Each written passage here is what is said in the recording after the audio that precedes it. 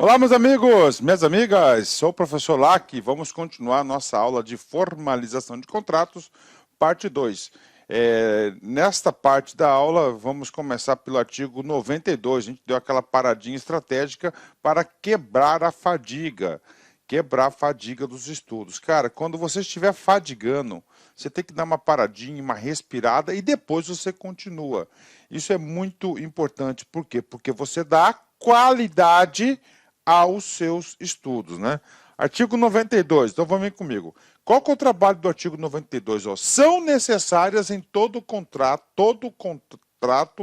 cláusulas que estabeleçam, né? Ou seja, esse artigo 92, ele vai definir o que? As cláusulas obrigatórias, olha aí, ó, obrigatórias.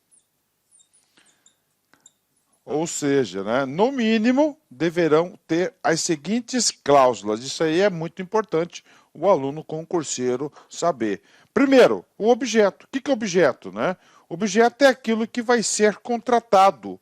O objeto do contrato é uma locação, é uma aquisição, é um serviço e os seus elementos característicos. Então, primeiro, o objeto e os seus elementos característicos. Segundo, vinculação ao edital de licitação e à proposta licitante vencedor, ou ao ato que tiver autorizado a contratação direta e a respectiva proposta, né? Então, o que acontece? Já expliquei para vocês. Você tem o contrato administrativo, né? Está aqui, tá? Então, o contrato. Esse contrato tem o quê? Uma origem. Origem. Primeiro, qual que é a origem? A licitação. Inclusive, lá na licitação, tá, você tem o que? A minuta desse contrato. Ele pode ser a licitação ou a contratação direta. A contratação direta dar-se-á ou pela inexigibilidade ou pela dispensa, né? Então tem que ter essa vinculação. Então o contrato administrativo não surge do nada, tá? Ele passa a ser um ato secundário, também importante para a validade, tá? Terceiro item, vamos lá. A legislação aplicável à execução do contrato, inclusive quanto aos casos omissos, né? Então ele tem que definir como que será executado o contrato, então a execução do contrato. O regime de execução, empreitada integral, semi-integrada, por global, né? Ou a forma de fornecimento, fornecimento único, parcelado, o preço e as condições de pagamento, os critérios, a data-base e a periodicidade do reajustamento de preços e os critérios de atualização monetária entre a data da inadimplemento das obrigações e o efetivo pagamento, né? Ou seja, as cláusulas aí, né? As cláusulas de pagamento é um contrato, né? Realmente é um contrato, tem que ter todas essas cláusulas. E detalhe, o contrato faz o quê? Leis entre as partes, né? Os critérios e a periodicidade da medição, quando for o caso, e o prazo para liquidação para o pagamento. Professor, medição. Cara, medição é muito utilizada em obras, né? Então, a obra é definida por etapas, né? Finalizou cada etapa, realizar-se-á a medição e, consequentemente, o pagamento e as datas do pagamento, né? Vamos lá, o 7. Os prazos de início das etapas de execução, ou seja, o cronograma, conclusão, entrega, observação e recebimento definitivo quando for o caso. Item 8. O crédito pelo qual ocorrerá a despesa, a indicação da classificação funcional programática e a categoria econômica, né? Olha aí, o que significa esse item número 8, né? Esse número 8 significa o quê? Significa parte orçamentária, né? Professor, classificação funcional, né? Função, saúde, educação, categoria econômica. Você tem duas categorias econômicas, né? Ou você tem uma despesa corrente, não é isso? Ou uma despesa de capital. Despesa corrente, o que é isso? Despesa corrente é aquela despesa de custeio. Despesa de capital é aquele investimento, por exemplo, né? Então você tem toda a indicação. Isso aqui é normal, sempre foi assim. Então tem que indicar a origem lá no contrato da onde virá o dinheiro para arcar com essa despesa. A matriz de risco, quando for o caso, a gente explicou isso, matriz de risco lá atrás, no artigo 6º, né? O prazo para a resposta ao pedido de repactuação de preços, quando for o caso. Inclusive, reajustamento, repactuação, nós vamos falar um pouco mais sobre isso, né? O que é repactuação? Quando você quer rever os preços, né? Ocorreu algo que há necessidade de você rever esses preços.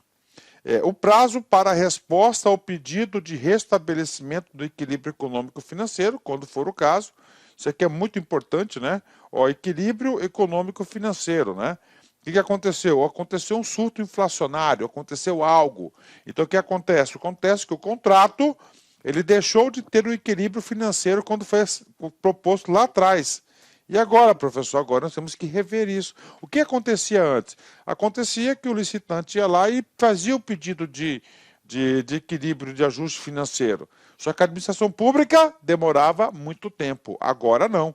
Agora, esse pedido, atenção, né, tanto o pedido de repactuação quanto o pedido de reequilíbrio econômico-financeiro, o prazo de resposta deverá constar no contrato administrativo, né? Deverá constar no contrato administrativo. Isso aqui é muito importante, né? Dá mais estabilidade.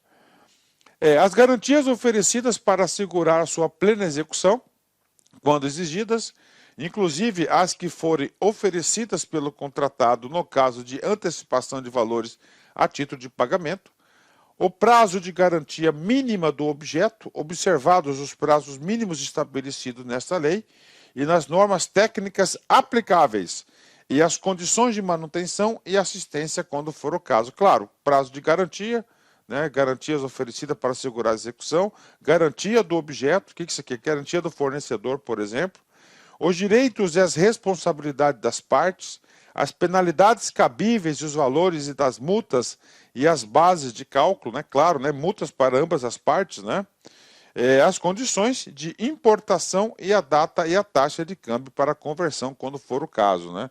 Isso aqui é quando é uma compra internacional, né, compra internacional. 16. A obrigação do contratado de manter durante toda a execução do contrato, em compatibilidade com as obrigações por eles assumidas, todas as condições exigidas para habilitação na licitação ou para qualificação na contratação direta, né? Professor, quais essas condições? Principalmente condições aqui, relações a condições fiscais, né? 17. A obrigação de o contratado cumprir as exigências de reserva de cargos previstos em lei, bem como em outras normas estabelecidas pela pessoa com deficiência, para reabilitado da Previdência Social e para o aprendiz, né? Então, o que acontece? Hoje nós temos uma legislação trabalhista no Brasil, né, que obriga o setor privado a reservar determinadas vagas. Em especial, pessoas com deficiência, menor aprendiz, e nós temos aí pessoas com reabilitação na Previdência Social. Então, também os contratados deverão aí garantir essas regras, né? Não é só pelo fato que ele tem um contrato com a administração pública que não vai cumprir essas regras, né? O modelo de gestão do contrato, observados os requisitos definidos em regulamento, e os casos de extinção. O que são os casos de extinção, né? Os casos de extinção é quando há o encerramento, o distrato do contrato, né? Então, são as hipóteses de extinção, né? Então, essas aí são as cláusulas do quê? As cláusulas obrigatórias dos contratos, esses 19 itens, né? Vamos embora, né? Parágrafo 1º. Os contratos celebrados pela administração pública com pessoas físicas ou jurídicas, inclusive as domiciliadas no exterior, deverão conter cláusula que declare competente o foro da sede da administração para dirimir qualquer questão contratual, ressalvadas as seguintes hipóteses, né? Professor, o que diz aqui o parágrafo 1º? O parágrafo 1º, ele fala do foro, tá? Professor, o que significa o foro? O foro é o local que é da justiça. Aí, ó, do local da justiça. Qual justiça que vai ser competente para ter? Contrato entre as duas partes, está ali. E aí, professor? Aí houve uma discordância de qualquer uma das partes. Por exemplo, a empresa tem uma sede lá em São Paulo e assinou um contrato com o governo do Mato Grosso, em Cuiabá. Qual que vai ser? Vai ser lá da sede de São Paulo ou vai ser aqui? Então a lei deixou claro. Então sempre, regra geral do foro, regra geral, ó, regra geral do foro, né? Sempre vai ser o quê? Vai ser a sede da administração. Sede da administração. Isso aqui é a regra geral, né? Professor, vamos lá. Qual que é o foro do município? Né? Qual que é o foro do município? Vai ser onde fica a sede do município, né? Sempre, né? Do município, tá lá, né? Vai estar lá sempre isso, né? O local do município, né? O município, beleza? Agora o seguinte, vamos lá, do estado. Né? O foro vai ser o quê? Vai ser o capital, né? Sempre o governo sempre está nas capitais, né? A sede da administração fica sempre na capital. Então essa é o local do foro. Professor, então regra geral, qual que é a regra geral? Sede da administração. Tem exceção? Tem exceção, né? E aí, consegue visualizar alguma exceção? Sim. Né? São os casos o quê? De licitações internacionais na qual a administração pública venha participar. Olha aí. Licitação internacional são todas regras de exceção ao foro, né? Licitação internacional para a aquisição de bens e serviços cujo pagamento seja feito com produto de financiamento concedido por organismo financeiro internacional de que o Brasil faça parte ou por agência estrangeira de cooperação. Nós já vimos isso lá no começo. O que acontece? É até alguma das regras de exceção de aplicação da licitação. O Brasil faz parte aí do Banco Mundial, por exemplo, né? Da ONU. E aí a ONU definiu que o FMI, Fundo Monetário Internacional, vai financiar alguns empreendimentos. E aí o que acontece? Nesses empreendimentos, lá, né, como o Brasil vai fazer parte, nessa adesão do Brasil tem as regras específicas de contratação. Se lá colocar, não, o foro vai ser a sede das Nações Unidas em Nova York. Pronto. Tirou essa regra, né? 2, contratação com empresa estrangeira para a compra de equipamentos fabricados e entregues no exterior, precedida de autorização do chefe do Poder Executivo. Olha, ó, então licitação internacional, não é isso? De equipamentos fabricados e entregues no exterior, não no Brasil. Se for no Brasil, segue o caput, né? Vamos lá. Aquisição de bens e serviços realizados por unidades administrativas com sede no exterior. Claro, né? Então, são os 3 casos de exceção de foro, né? Por exemplo, embaixada brasileira nos Estados Unidos comprou lá insumos, fez um contrato administrativo com fornecedor local, com licitação, tudo bonitinho. E aí, o foro vai ser no Brasil? Claro que não, o foro vai ter que ser lá, senão vai ter inviabilizado qualquer tipo de litígio, né? Então, são os 3 casos, apenas os 3 casos, aonde o foro do contrato não será, né? O foro é o local da justiça, né? Qual justiça que vai julgar qualquer litígio entre as partes, né? Parágrafo 2º, vem comigo, né? De acordo com as peculiaridades de seu objeto e de seu regime de execução, o contrato conterá cláusula de que preveja período antecedente à expedição da ordem de serviço para verificação de pendências, liberação das áreas ou adoção de outras providências cabíveis para a regularidade do início de sua execução, né? Então, o que acontece aqui? Que aqui é um prazo extra que tem o contratado, é um prazo extra de início. Então, o cara fez a licitação, ele venceu a licitação, aí vai ser feito o contrato administrativo, fez o contrato administrativo, aí ele tem que iniciar a execução. Tá? Tem que iniciar a execução.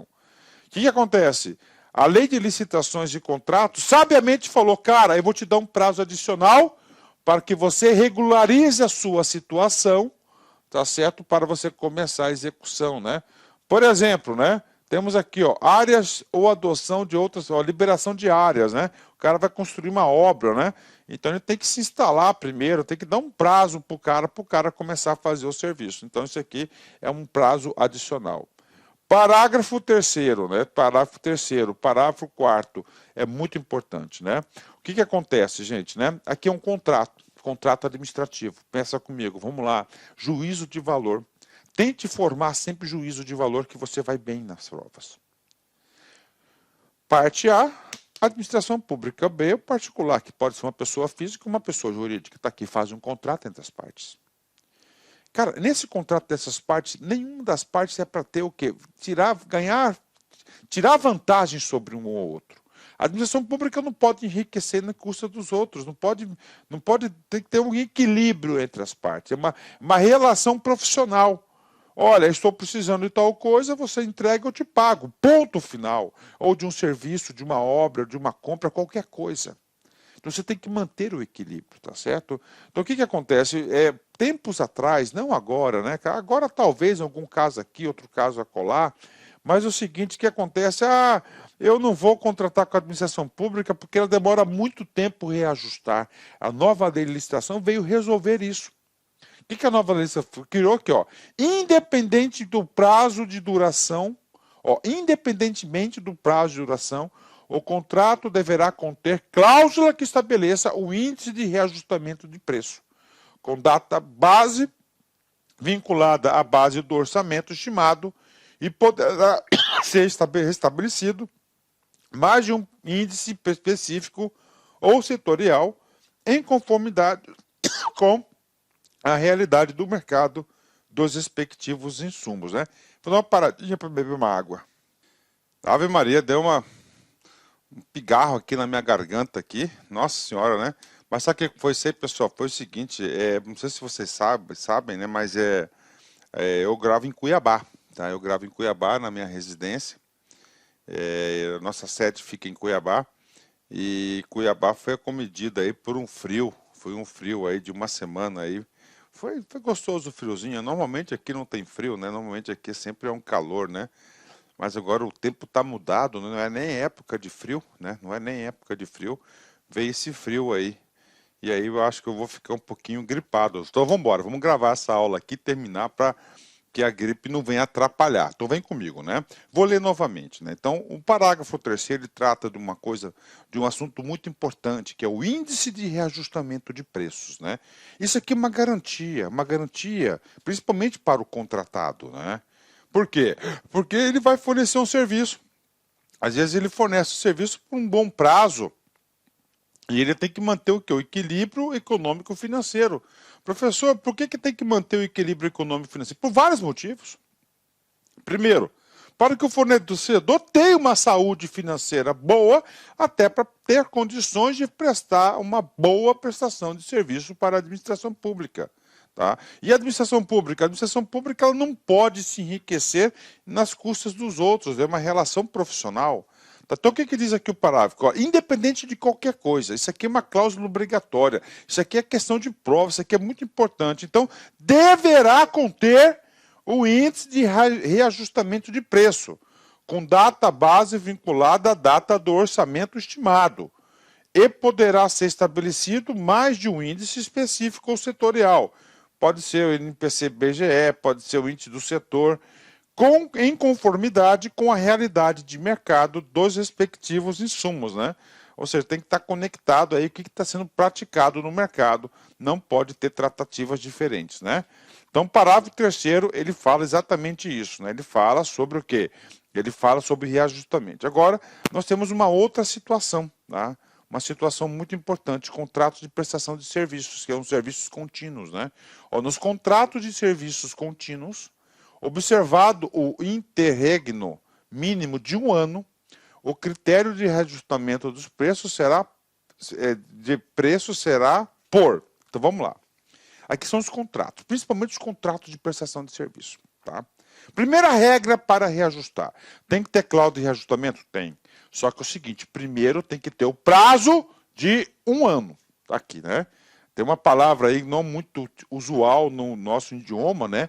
Interregno, né? Interregno mínimo de um ano, então tem que passar. Serviços contínuos. Lembre-se que serviços contínuos são aqueles serviços, normalmente, que nós temos o quê? Mão de obra, não é isso? Nós temos bastante, mão de obra. Então, o que acontece? O salário, ele é todo ano reajustado. Então, tem que passar um ano para ter o reajustamento, né? Aí nós temos duas condições, né? Duas condições. Primeiro, quando a gente fala de serviços contínuos, nós temos um tipo de serviço contínuo, que eu já expliquei para vocês, que é por dedicação exclusiva. O que é um serviço... Atenção, gente, olha só. O que é um serviço contínuo de dedicação exclusiva? É quando tá? A administração pública contrata, por exemplo, uma equipe de TI, pessoas, né, analistas, né, que essas pessoas vão trabalhar exclusivamente em dedicação exclusiva para a administração pública. Então, isso aqui é um contrato de dedicação exclusiva, né? Então, esse cara aqui, né? Então, isso aqui, nesse caso aqui, vai ser uma repactuação. E como é que vai ser o reajustamento dos preços aqui? Ou vai ter uma repactuação quando houver regime de dedicação exclusiva, de mão de obra ou predominância de mão de obra, mediante demonstração analítica de variação dos custos, né? Então, todo ano vai ter aí uma repactuação e vai analisar os custos. Por quê? Porque são pessoas, cara, você pega principalmente o setor de TI, cara. Hoje no Brasil nós não temos analistas aí, programadores para dar conta da demanda no Brasil. Não temos isso, né? Então o que acontece, cara? Acontece o seguinte, que às vezes, né, o cara tá lá de dedicação exclusiva, ele é um analista sênior, né? Ele começou o contrato com 12 mil, só que passou um ano, cara, o mercado tá pagando 40 mil. 40 mil, e aí? Não tem jeito, o cara vai pedir demissão. Então tem que ter uma repactuação. Inicialmente gostaria de pedir desculpas por interromper os seus estudos, mas essa videoaula é uma videoaula demonstrativa do nosso site LAC Concursos. Você quer continuar assistindo essa videoaula? Aliás, você quer fazer um curso altamente competitivo, que eu tenho certeza que você vai ficar competitivo para a prova da Câmara Municipal de Várzea Grande. Eu sou o professor Lac, especialista em concursos públicos. Somente em 2022 eu já tive a oportunidade de ser aprovado em 7 concursos públicos. Eu quero te ajudar. Eu quero transferir todo o meu conhecimento, todo o meu know-how na sua preparação. Professor, qual que é o diferencial da LAC Concursos? Cara, aqui na LAC Concursos é o único site que tem uma metodologia vitoriosa de estudos. Aqui nós temos uma ferramenta chamada de Personal Coach. Personal significa pessoal e coach significa treinador. Então você tem um treinador pessoal de concurso, no caso eu. Essa metodologia ela é baseada em técnicas de administração por resultados, ou seja, todo dia você vai ter uma meta de estudos. Todo dia. Cada meta que você consegue cumprir diária, você dá um passo importante para a sua aprovação. E assim, ao longo do tempo, nós conseguimos ajudar centenas e centenas de alunos aprovados em concursos públicos. Bacana? Gente, Câmara Municipal de Várzea Grande, a melhor preparação está aqui na LAC Concurso com o professor Lac, isso eu garanto para vocês. Nós temos aí uma turma presencial também, uma turma VIP, com apenas 35 alunos. Se você quer se inscrever nessa turma, corra, cara, vai lá, clique aqui embaixo aqui para a gente fazer aqui a sua reserva de vaga, urgente, não deixe para depois. Tá certo? Temos a turma VIP para o cargo de técnico administrativo, apenas 35 vagas comigo. Essa turma aí, eu tenho certeza que a maioria dos aprovados serão oriundos dessa turma VIP, assim como foi o concurso da Limpurb.